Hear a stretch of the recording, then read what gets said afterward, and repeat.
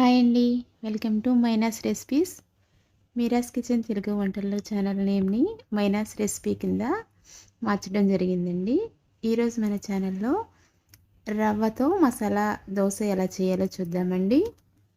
దీనికోసం ముందుగా 1 కప్పు రవ్వని మిక్సీలో వేసుకోవాలి. దానికి 2 స్పూన్ల శనగపిండిని అదే మిక్సీ జార్‌లో వేసుకుని, కొద్దిగా సాల్ట్ వేసుకుని, రుచికి సరిపడా సాల్ట్ వేసుకుని, ఒక్కసారి మెత్తనిగా మిక్సీ పట్టుకోవాలి. చూడండి, ఇలా ఒక్కసారి స్మూత్‌గా మిక్సీ పట్టిన తర్వాత దీనిలోకి ఏ కప్పుతో అయితే మనం రవ్వ తీసుకున్నామో అదే కప్పుతో ఫుల్‌గా పెరుగు కూడా తీసుకుని మరొకసారి స్మూత్‌గా మిక్సీ పట్టేసుకుని ఇలా ఒక బౌల్లోకి వేసేసుకోవాలండి. ఇందులో ఇంకా సోడా కానీ, బేకింగ్ పౌడర్ కానీ ఏమీ వేయనవసరం లేదు. ఇలా మిక్సీ పట్టుకున్న దానిలోకి ఒక హాఫ్ కప్ వరకు వాటర్ పోసుకుని ఒక్కసారి కలిపి మూత పెట్టి 10 నుంచి 15 నిమిషాలు పక్కన పెట్టేసుకోవాలి. తర్వాత స్టవ్ మీద ఒక కళాయి పెట్టుకుని దానిలోకి ఒక 2 స్పూన్ల వేరుశనగలు వేసుకుని ఫ్రై చేసుకోవాలండి. ఇవి కొద్దిగా ఫ్రై అయిన తర్వాత దీనిలోకి ఆవాలు, జీలకర్ర, కొద్దిగా మినపప్పు, కొంచెం శనగపప్పు పోపులన్నీ కూడా ఇందులో వేసేసుకుని ఒక్కసారి లో ఫ్లేమ్లో పెట్టుకుని బాగా ఫ్రై చేసుకోవాలి. తర్వాత దీనిలోకి కొద్దిగా కసూరి మేతి వేసానండి. మీ దగ్గర ఉంటే వేసుకోండి, లేదంటే పూర్తిగా ఆప్షనల్ మాత్రమే. ఇందులో తరిగిన ఉల్లిపాయలు, కొద్దిగా సాల్ట్ వేసి కొంచెం కరివేపాకు కూడా వేసుకుని ఒక్కసారి ఫ్రై చేసుకోవాలి. ఇదే టైంలో 2 నుంచి 3 వరకు పచ్చిమిర్చి కూడా వేసేసుకోవాలండి.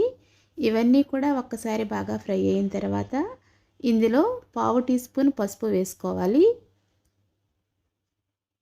ఇప్పుడు ఉడికించిన బంగాళదుంపల్ని ఇలా తురుముకుని వేసేసుకోవాలండి. ఒక్కసారి ఈ మసాలా అంతా కూడా దీనికి పట్టేటట్టు బాగా కలుపుకోవాలి.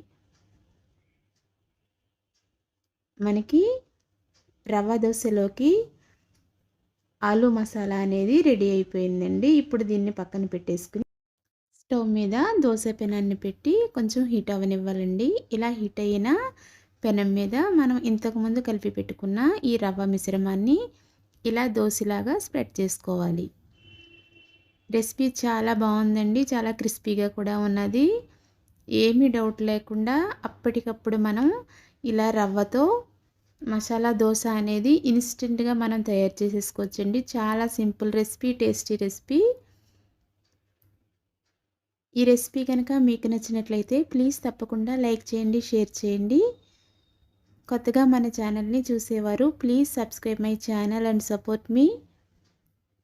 ఇలా దోశ వేసిన తర్వాత చుట్టూతా కూడా కొద్దిగా ఆయిల్ వేసుకోవాలండి. ఇలా ఆయిల్ వేసుకుని ఒకసారి దోశని ఫ్లిప్ చేయాలి, తిరగవేయాలి.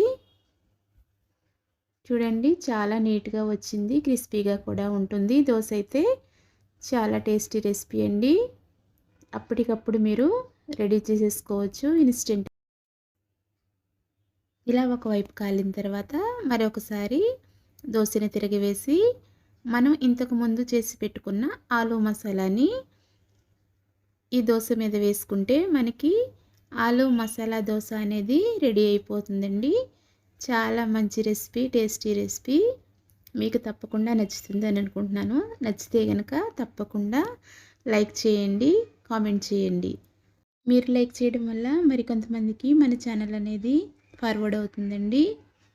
Thanks for watching.